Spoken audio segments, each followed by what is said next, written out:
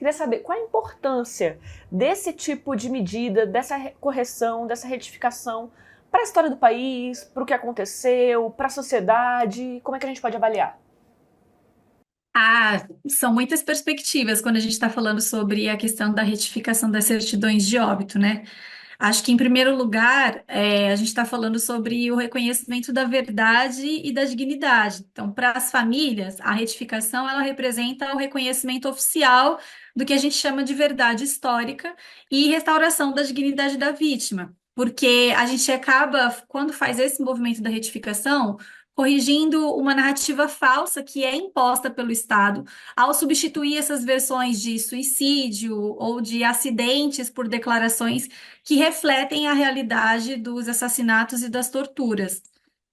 Além da questão simbólica, que já é muito importante e que tem que ser feito mesmo exatamente para poder corrigir não só o óbvio, mas uma história que foi apagada, muitas vezes o Estado tentou apagar, né, histórias e validar uma outra versão. Mas além Uhum. desse fator, existe algo que seja também prático no dia a dia, em relação, por exemplo, a inventário, algo assim? Impacta a certidão ter mudado? Olha, legalmente, eu não vou saber te responder qual é o impacto da mudança da retificação. Mas eu acho que a questão da simbologia, que a gente está falando, que para além da questão da simbologia, ela é importante porque ela define esse conjunto de ações que a gente chama de memória, verdade e justiça, né? Quando a gente está falando do Estado brasileiro. Então, por exemplo, no caso Herzog, o caso Herzog, ele vai servir de precedente para retificação das certidões de óbito de outras famílias que são vítimas da repressão, ou seja, vai motivar outras famílias a buscar esse mesmo reconhecimento. E aí, quando a gente está falando, por exemplo, de fazer uma retificação de certidão de óbito, a gente está falando de uma série de impactos que talvez os impactos legais a gente não consiga mensurar, mas são impactos na vida dessas famílias, impactos psicológicos, porque quando a gente está falando de um desaparecimento, tem uma série de outros reflexos que a gente não pensa, por exemplo, que é o direito ao luto. Então, essas pessoas, elas não conseguem fazer o seu processo de luto porque sempre fica aquele movimento do e se fulano voltar, ou se eu achar, se eu aparecer. E isso tem impactos psicológicos dentro das famílias, né? Então, o aparato legal, eu não consigo te dizer, mas eu posso te dizer que os impactos da simbologia, que a gente está chamando aqui, a reparação simbólica, ela afeta diretamente a vida dessas pessoas, psicologicamente, materialmente também, se a gente for pensar. Que muitas vezes, por estarem abaladas psicologicamente, isso desestrutura uma família. Acho que o filme também vai mostrando isso em alguma medida. Então, para além daquilo que é simbólico, os impactos materiais se colocam também no como é que essa família ou essas pessoas elas vão se mover, vão se colocar para frente, ao entender que elas têm o direito ao luto, que esse processo ele vai estar finalizado e elas vão poder discorrer sobre a vida delas. Essa já era uma demanda muito grande das famílias de pessoas mortas desaparecidas. A comissão já fazia um pedido como esse há muito tempo. Acha que o filme ter saído agora foi o que incentivou? E além disso, vou fazer uma segunda pergunta. O que precisa para a gente daí em diante? Não ser apenas a mudança, mas o que mais a gente pode fazer? A revisão da anistia, ela é uma outra pauta que está vindo também com força. Como é que você avalia, Lohane? Eu acho que a gente está num momento frutífero enquanto sociedade, e o filme ele ajuda, né, a abrir alguns espaços ou abrir novos espaços de discussão para a gente pensar sobre os impactos da ditadura militar no Brasil no tempo presente, né? Então, a certidão de óbito, ela é uma forma de reconhecer a responsabilização do Estado pelas mortes políticas durante a ditadura, mas ela não é o suficiente. Foi como você disse, várias famílias já vêm fazendo esse processo há muito tempo. Acho que calhou. A gente tem um momento, quando eu digo que é um momento frutífero, a gente calhou do filme vir, as retificações virem também, e isso dá uma ampliada. Então, esse momento eu enxergo como frutífero para a gente discutir essas questões que são pontuadas, como a anistia, mas para a gente pensar também sobre as questões de quebra de silêncio e deslegitimação da ditadura, né? A retificação ajuda, quando a gente está falando da retificação de óbito, ajuda a quebrar esse silêncio e expor as violações do regime, deslegitimar essas narrativas que são construídas pela ditadura e que no tempo presente a gente tem sentido um aumento, né? Acho que dos últimos governos para cá a gente tem um aumento dessas narrativas impostas pela ditadura também, o precedente para que outras famílias também venham contar as suas histórias, né? Então, tudo aquilo que a gente coloca nesse momento como um espaço frutífero é um espaço de alavanca para que a sociedade consiga entender o que foi o período da ditadura militar e entender as implicações dela no período contemporâneo. Perfeito. Mas em relação também a além do entender, o que que a gente pode pedir? O que que a gente, como sociedade, deve continuar? O que está na pauta, em seguida do Instituto Vladimir e dos familiares?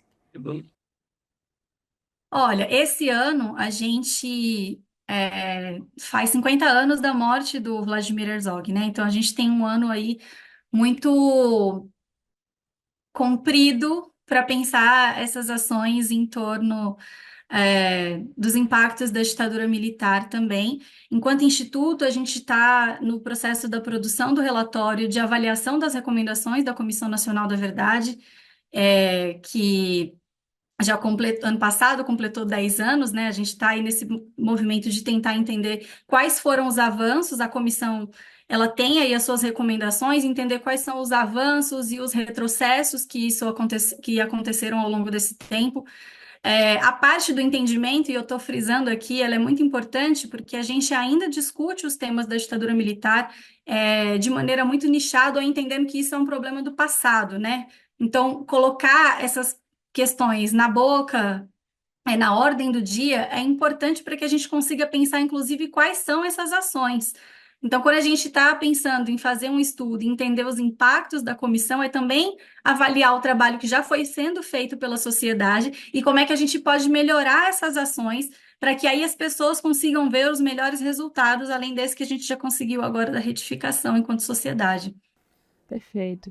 Em relação à retificação, os 4 casos que eu citei para você no início, né? Tanto do Abelardo quanto do Ari, do Epaminondas e Uhum. do Henrique, todos eles, um deles veio acidente de trânsito, o outro, 2 vieram suicídio, o outro ficou desaparecido, só foi encontrado os restos mortais 43 anos depois, já em Uhum. período democrático. Então, eu não consigo falar ainda com os familiares deles, seria um desejo que eu tenho de conseguir falar, saber como é que estão, o que que representa isso. Mas só do Estado reconhecer que não foi um suicídio aqui, que não foi um suicídio aqui, que aqui não foi um desaparecido porque ele saiu de casa e não quis voltar, e que aqui não foi um acidente de carro. Inclusive, o do Abelardo dizem que é um acidente de carro enquanto ele está sendo socorrido pelos militares. Ah, meu pai. É uma história. Ele teria tentado se matar, os militares salvaram ele, na ambulância sofreu um acidente e só ele foi a vítima, assim, algo até além do falacioso. Então, assim, histórias muito contadas para a família, assim, ó, a gente fez a nossa parte em salvar, ele morreu porque foi o destino. Esse reconhecimento, eu não consigo falar com os familiares, mas olhando um Brasil que vai ler, que vai ver ali morte não natural, violência causada pelo Estado a partir de perseguição ditatorial de 1964, ele já é uma resposta, assim. Ele é uma. Ele vem ao mesmo tempo, na minha visão, como um conforto, porque ele vem trazer essa explicação, mas ele também vem com uma provocação. Ele vem dizer: olha, isso aqui aconteceu e não adianta fechar. Como é que está o Brasil nesse momento? Como é que a gente está discutindo isso? Como são as nossas visões em relação e o que o Instituto tem trabalhado em relação a todos esses pontos? Não, eu acho que quando a gente, esses casos que você está trazendo para mim, eles são muito elucidativos para a gente pensar o que a gente chama de verdade histórica. Então, por exemplo, no caso do Vlado, o laudo do local do crime ele foi produzido no mesmo dia do assassinato. Então, você não tinha tempo hábil, por exemplo, para uma análise criteriosa dos vestígios, muito menos para pensar uma reconstituição das dinâmicas que diferenciassem o homicídio e do suicídio. No documento não tem detalhes, fotos que permitissem, por exemplo, registrar as cenas, os ângulos, as descrições.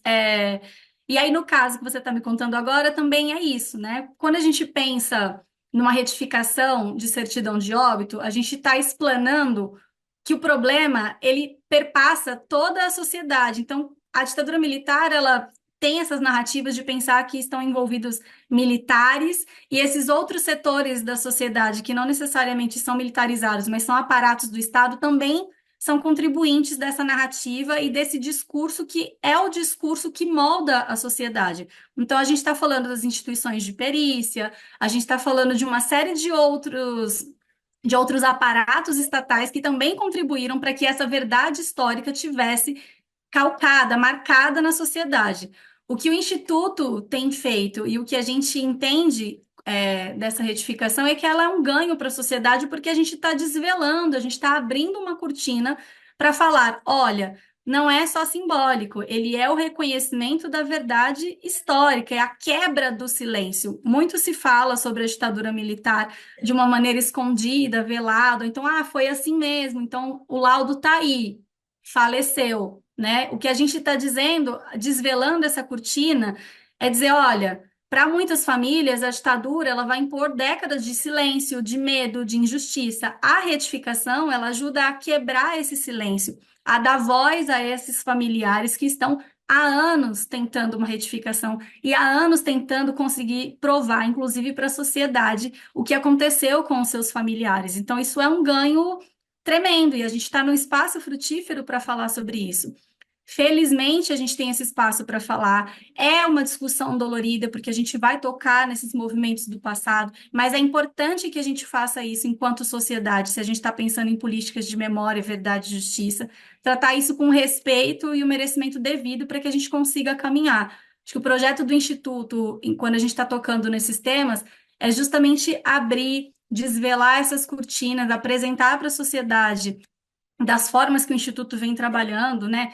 Cursos, palestras, movimentações, ações de incidência, desvelar essas cortinas para que a gente possa fazer uma discussão saudável com a sociedade e preservar a memória, dessas familiares que estão aí há muito tempo lutando, para ter o seu direito reconhecido, para ter o alívio emocional, para ter o encerramento de ciclo também, né? Porque o reconhecimento oficial ajuda a aliviar a dor, ao menos que parcialmente ele proporciona um senso de paz, um senso de honra à memória das vítimas e um senso de honra também à memória do Estado brasileiro.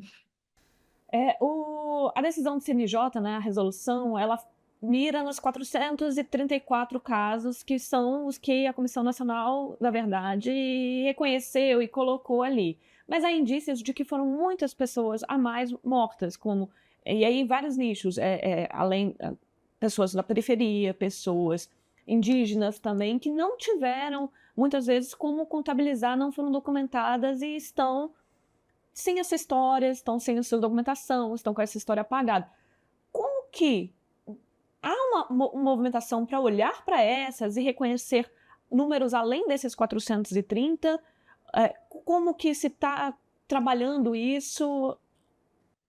Eu não sei te informar se existe uma movimentação para além dos 434, porque aí a gente vai entrar numa discussão complexa e que eu acho importante de dizer é que a própria narrativa sobre o que a gente entende como ditadura militar brasileira, ela também tem os seus recortes, né?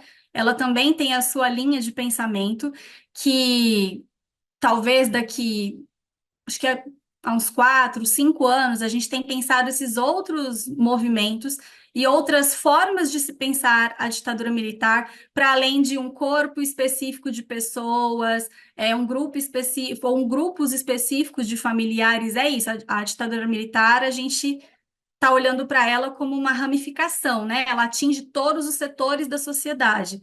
Então, esses 434 números são os números oficiais, mas a gente tem essas outras ramificações, esses outros estudos, a própria sociedade e as pessoas pesquisadoras nesse momento estão dizendo: olha, este número ele precisa ser reavaliado. A gente precisa contar a ditadura a partir de outras perspectivas, inclusive da perspectiva daquelas pessoas que dizem que não sentiram os impactos da ditadura ou dizem que não teve ditadura, né? Então, reavaliar os próprios discursos e as próprias narrativas sobre a ditadura militar é importante para que a gente consiga chegar nessa numeração e falar sobre ela de uma maneira mais complexa. Perfeito. Bom, obrigada já pela entrevista, quero agradecer. Vou perguntar se quer acrescentar alguma coisa e também o que a gente deve fazer para tentar, para evitar de repetir um período que foi tão tenebroso, que é tão recente e que mesmo assim tem tanta gente que pede para voltar. O que a gente tem que fazer para evitar ao máximo esse tipo de discurso caminhando, né? E nisso, se já quer acrescentar alguma coisa dentro da nossa entrevista para que eu não esqueça, assim, para que eu reforce dentro do trabalho que eu estou fazendo. Eu quero primeiro agradecer o tempo e a disponibilidade. Eu acho que toda vez que a gente tem espaços para falar sobre esse tema, isso já é um baita ganho para a sociedade como um todo. Eu acho que, como eu disse para você, o filme ele é uma ponta de uma série de outras pessoas, principalmente de mulheres, e acho que isso é muito importante falar que a luta, quando a gente está pensando sobre esses casos de desaparecimento, a luta dos familiares, ela é calcada, nessas mulheres. Então, a gente está falando da Eunice, mas a gente está falando das Marias, está falando da Clarice. São essas mulheres e esse corpo de familiares que leva essas histórias para frente, histórias que nós já conhecemos, histórias que nós ainda vamos conhecer. Então, o que que a gente precisa fazer quando a gente está falando sobre os assuntos da ditadura militar? É abrir os ouvidos, é a gente estar disposto a escutar. É importante quando a gente está falando sobre processos de reparação, sobre o direito à memória e entendimento do passado, a gente precisa ter os ouvidos abertos para escutar essas pessoas, porque não são falas fáceis, não são assuntos simples de serem tratados, mas a gente não vai resolver esse problema, não vai ter encaminhamentos para uma sociedade mais democrática se a gente não tiver coragem de enfrentar esse passado e tocar nesses temas difíceis. E eu acho que é o maior ganho que a gente tem nesse momento é ter encontrado a sensibilidade de falar sobre esse assunto a partir de outros vieses, apresentar a história da Eunice, mas também ter a oportunidade da gente conhecer a história da Clarice, a história da Ana Dias. São tantas mulheres e tantas pessoas que têm coisas a nos dizer sobre esse período, como resistir a períodos como esse, como caminhar para uma sociedade mais democrática.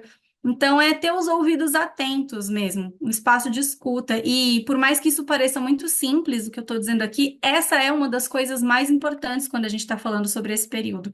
Porque a gente tem bloqueio mesmo, esse é um bloqueio, essa é a narrativa, né, essa simbologia que está posta aqui no Brasil. Quando a gente fala sobre esses espaços simbólicos, eles têm efeitos concretos na nossa vida, né? Então, disputar simbolicamente as coisas também é fazer com que a gente pense mudanças na sociedade. Estar com os ouvidos atentos, a gente ainda está aqui, muitas pessoas ainda estão aqui falando sobre isso e elas querem muito ser ouvidas. Então, abrir esse espaço para que elas sejam ouvidas, sejam vistas também, né? Março sempre é um mês muito importante para os familiares da ditadura militar. Então, que elas sejam vistas, que elas sejam ouvidas e que a gente continue com esse espaço e esse canal aberto para que elas possam ampliar suas vozes.